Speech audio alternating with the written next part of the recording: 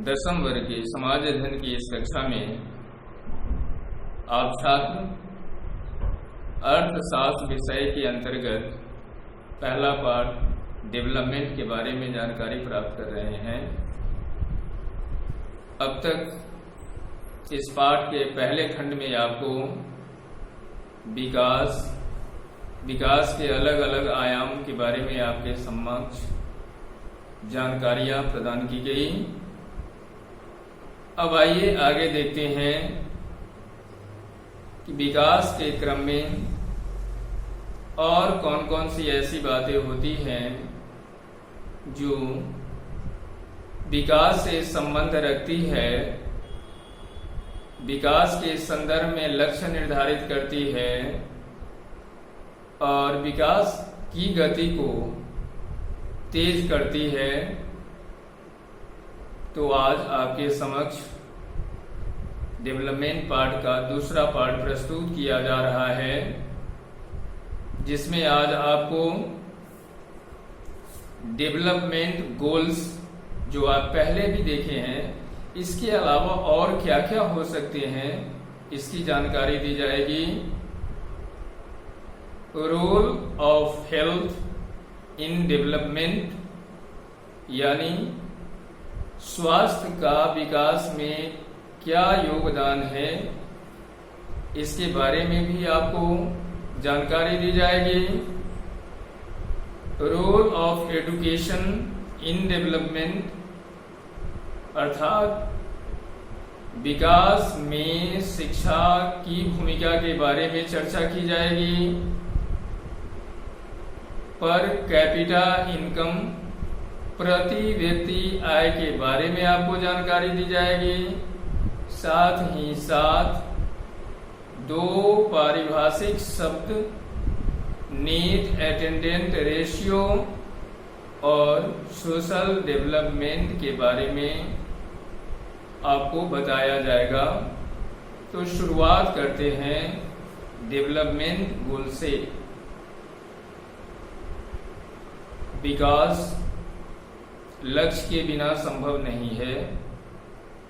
हम लक्ष्य निर्धारित करते हैं और जब उसको प्राप्त कर लेते हैं तो वह एक परिवर्तन बन जाता है।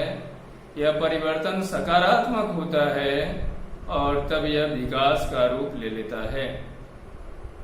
तो आइए, अलग अलग लोगों के बारे में आपने देखा, अलग अलग गोल्स होते हैं। तो आइए देखते हैं कि विकास के क्या क्या लक्ष्य होते हैं। पहला लक्ष्य इनकम। हर कोई आय चाहता है, आमदनी चाहता है, धन चाहता है, मुद्रा चाहता है। जिसकी आय ज्यादा है, जिसके पास धन है, वह ज्यादा विकसित माना जाता है और जो इस मामला में पीछे है वह पिछड़ा और निम्न तबका समझा जाता है। तो इनकम विकास का प्राथमिक लक्ष्य माना जाता है। दूसरा है गुड स्टैंडर्ड ऑफ लिविंग। यदि हमारी या आपकी जीने का स्तर बढ़िया है या जितने भी काम करने वाले होते हैं सब यही चाहते हैं कि उनका जीवन स्तर बढ़िया हो। बढ़िया जीवन स्तर को ध्यान में रखकर वे कार्य करते हैं। इसलिए गुड स्टैंडर्ड ऑफ लिविंग दूसरा गोल होता है विकास का। तीसरा है संतुष्टि या सेटिस्फैक्शन। हर कोई अपने जीवन में अपनी गतिविधियों के माध्यम से, आर्थिक क्रियाकलाप के माध्यम से संतुष्ट होना चाहता है। यदि हमें अपने कार्य करने के बदले में संतोष मिलता है, हम अपने कार्य से संतुष्ट होते हैं, तो यह संतुष्टि भी विकास का एक लक्ष्य होता है। इक्वल ट्रीटमेंट भी विकास का लक्ष्य होता है। हम काम करते हैं, उसमें कई लोग हो सकते हैं, अलग अलग जाति, धर्म, संप्रदाय आदि आदि से हो सकते हैं। तब ऐसी जगह पर हर कोई चाहता है कि उसके साथ समानता का बर्ताव हो। वर्क प्लेस पर, समाज के अंदर समानता का व्यवहार, समानता की इच्छा भी विकास का एक चरम लक्ष्य होता है। इसके लिए भी, इस उद्देश्य को ध्यान में रखकर भी लोग अपनी गतिविधियों को संचालित करते हैं ताकि इनके द्वारा उन्हें समाज में इक्वल ट्रीटमेंट मिले। फ्रीडम यानी आजादी भी विकास का लक्ष्य होता है। जब हम विकास की ओर बढ़ते हैं अपने कार्यों को संपादित करने के लिए, तो वहां हम यह मानते हैं कि हमें कार्य करने की आजादी होनी चाहिए। यह आजादी कार्य करने के साथ साथ समाज में भी हमें उन्मुक्त वातावरण मिलना चाहिए। हमारे ऊपर किसी भी प्रकार का कोई ऐसा बंधन न हो जो हमारे विकास में रोड़ा अटकाए। तब यह बंधन हमारे विकास के लिए बाधक बन जाएगा। हम अपना विकास तभी कर सकते हैं जब हम मुक्त और स्वाभाविक होंगे। अगला लक्ष्य होता है सिक्योरिटी यानी सुरक्षा का। सुरक्षा भी विकास का एक लक्ष्य होता है। हम समाज में रहते हैं, हमारा आना जाना अंदर बाहर होता रहता है। हम कहीं भी रहें, हम यह चाहते हैं कि हमारी जान और माल की सुरक्षा हो, और इसके लिए हम प्रयास भी करते हैं कि हम अपने आप को विषम परिस्थितियों में बचाने लायक हों, अपने आप को बचा सकें। और इसके लिए हम आर्थिक क्रियाकलाप करते हैं और अपने आप को सुरक्षित रखने का प्रयास करते हैं। तो सुरक्षित रखना भी विकास का एक लक्ष्य होता है। अगला लक्ष्य जो होता है वह है एम्पल अपॉर्चुनिटी। हम सभी चाहते हैं कि हमारे सामने अनेक अवसर उपलब्ध हो, क्योंकि हमारे समक्ष जब अवसरों की बहुलता होगी, हमारे समक्ष अलग अलग तरह के अवसर उपलब्ध होंगे, तो हमें अपने आप को विकसित करने का ज़्यादा मौका मिलेगा। हम अपनी योग्यता के अनुसार उस अवसर को चुनेंगे और फिर उस अवसर को भुनाकर हम अपना विकास कर सकते हैं। इसलिए बहुल अवसरों की उपलब्धता भी विकास का एक लक्ष्य होता है। और लास्ट यानी अंतिम जो लक्ष्य हम मान सकते हैं वह रेस्पेक्ट यानी आदर होता है। मानव का स्वभाव है कि हमारा एक जैसा व्यवहार हो, हम सबको आदर दें, सबका आदर हमें मिले और आदर हमें मिले, इसलिए हम अपने आप को ऐसा बनाने का प्रयास करते हैं जो वास्तव में हमें ऐसा बना दे जो एक आदर के पात्र के रूप में हमें स्थापित कर दे।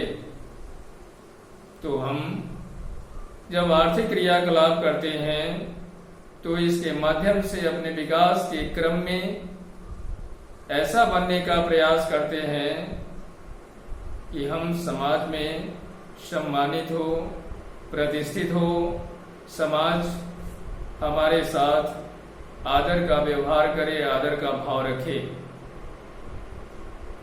दूसरा जो बिंदु है, जो पहले आपको बताया गया कि विकास में स्वास्थ्य की भूमिका क्या होती है, यानी role of education, role of health in development.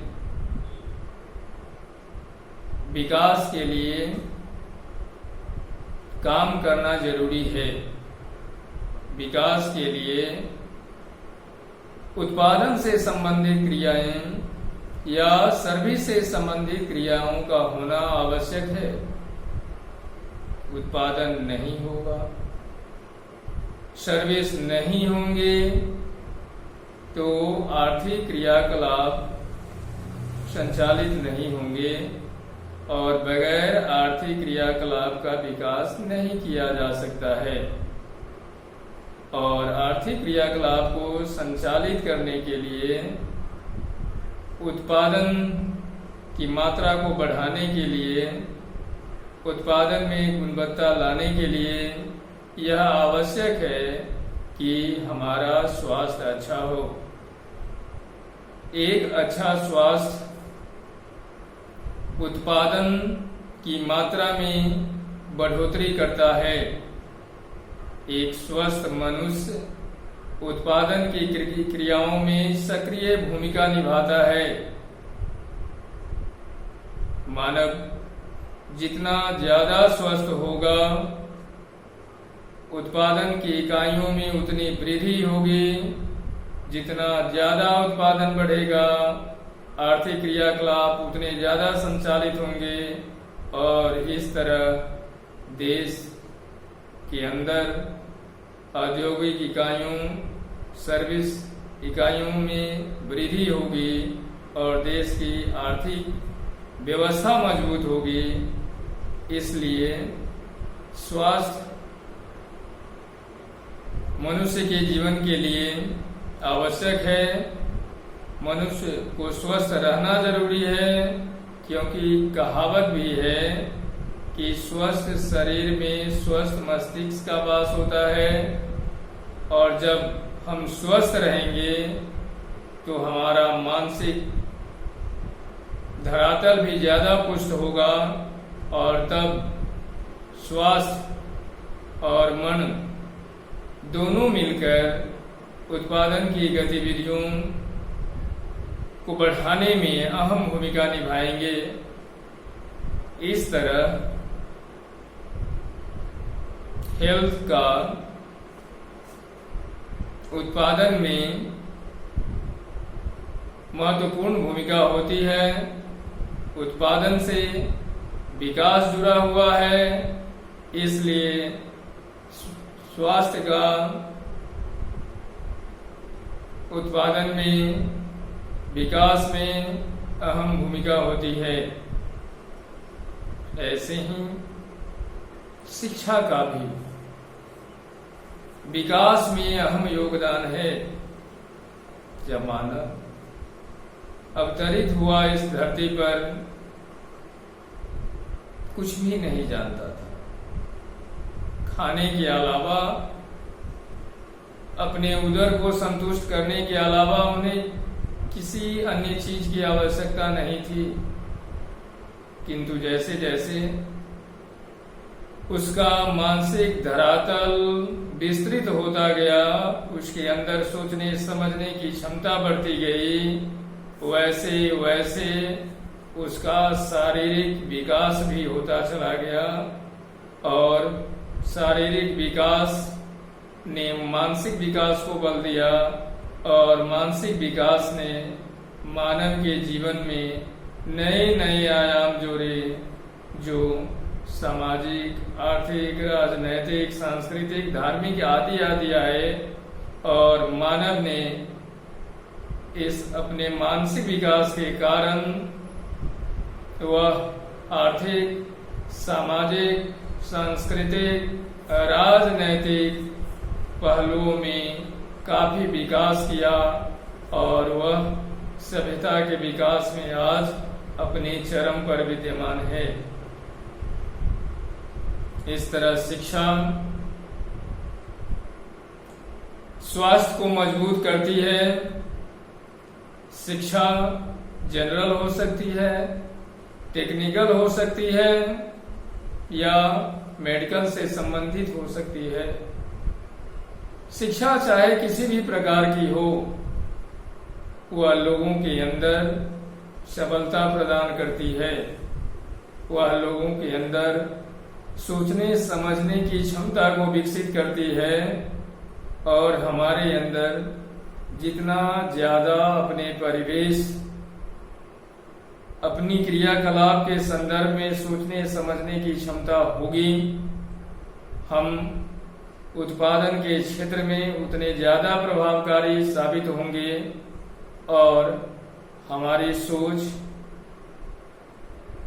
जो दूरगामी प्रभाव लेकर के आएगी उत्पादन के क्षेत्र में, वह विकास को नया बल प्रदान करेगी। इसलिए शिक्षा उत्पादन के लिए आवश्यक है और उत्पादन विकास के लिए आवश्यक है। जब से ज्ञान विज्ञान का विकास हुआ है, दुनिया बदल सी गई है। आज शिक्षा के कारण ही, चाहे वह सामान्य तकनीकी और स्वास्थ्य संबंधी शिक्षा हो, पूरी दुनिया एक धरातल पर, एक प्लेटफॉर्म पर आ खड़ी हुई है और यह सब विकास का एक उच्च धरातल है जो आया है शिक्षा के विकास से। इसलिए शिक्षा के बिना हमारा विकास, अर्थात अर्थशास्त्र के अंतर्गत हम जो भी विकास की बात कर रहे हैं वह आर्थिक पहलू से है और यह आर्थिक पहलू वाला जो हमारा विकास है उसको मजबूत करने में, उसको सबलता प्रदान करने में, उसके सशक्तिकरण में शिक्षा अहम भूमिका निभाती है। विकास का एक और मानदंड है जो आपको पहले पार्ट में बताया गया है, पर कैपिटा इनकम। यह होता क्या है? अर्थात यह प्रति व्यक्ति आय कहलाती है। देश के अंदर जो सकल घरेलू उत्पाद होता है,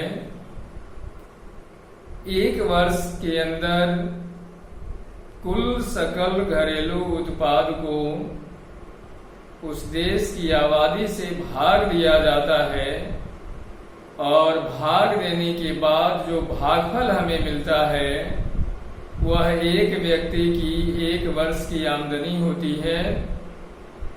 तो किसी भी देश की आबादी यानी प्रति व्यक्ति आय उस देश की सकल घरेलू उत्पाद में कुल आबादी से भाग देकर प्राप्त किया जाता है।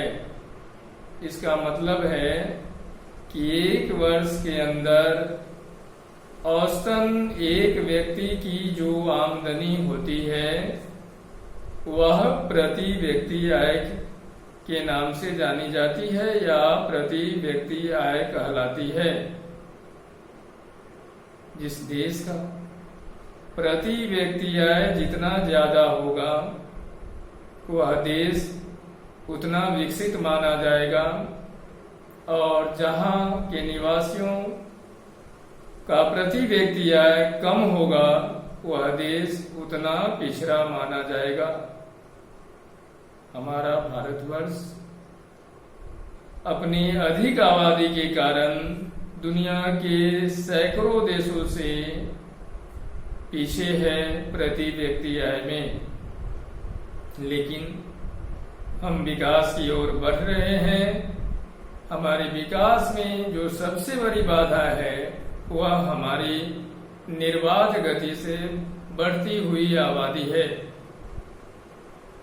अब आइए हम देखते हैं नेट अटेंडेंस रेशियो के बारे में।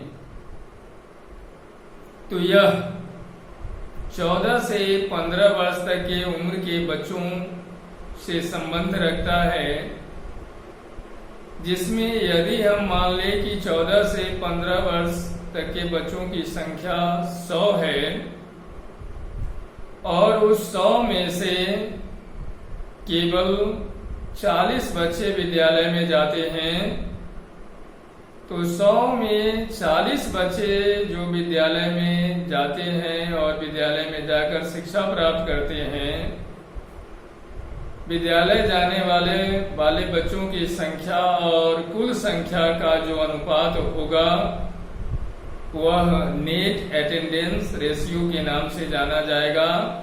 अर्थात 100 बच्चे जिनको स्कूल जाना चाहिए उनमें से केवल 40 बच्चे जाते हैं विद्यालय, तो ऐसी अवस्था में यहाँ पर नेट अटेंडेंस रेशियो 40% है, और यदि 50 जाते हैं तो 50% है, 55 जाते हैं तो 55% है। तो हमारे यहाँ नेट अटेंडेंस रेशियो भी बहुत कम है। अर्थात इससे स्पष्ट होता है कि अन्य देशों की तुलना में हमारे यहाँ शिक्षा का स्तर यानी लिटरेसी ज्यादा है अन्य देशों की तुलना में। दूसरा है हमारा सोशल डेवलपमेंट। सोशल डेवलपमेंट वह होता है जिसके अंदर समाज में समानता, समाज में प्रतिष्ठा, समाज में इक्वलिटी की बात की जाती है। जब समाज सामाजिक समानता पर आधारित होता है, समाज में सब बराबर होते हैं, किसी भी कारण से एक दूसरे के बीच भेदभाव नहीं किया जाता है, तब यह स्थिति सामाजिक विकास को दर्शाता है। आजादी से पहले हमारा समाज बहुत ही पिछड़ा हुआ था। हमारे समाज में बहुत सारी बुराइयां थी, किंतु धीरे धीरे हमने अपनी सामाजिक बनावट में परिवर्तन लाया और आज धीरे धीरे हमारा समाज एक आधुनिक समाज बनने की दिशा में अग्रसर हो रहा है। तो इस तरह आपने आज विकास के लक्ष्य, स्वास्थ्य की भूमिका विकास में, शिक्षा की भूमिका विकास में, per capita income, net attendance ratio और सोशल डेवलपमेंट के बारे में देखा। उम्मीद है इसमें दी गई जानकारी आपके लिए ग्राह्यकारी होगी, आपके ज्ञान अर्जन में आपकी मदद करेंगी। फिर तीसरे पार्ट में आगे की जानकारी आपको दी जाएगी। धन्यवाद।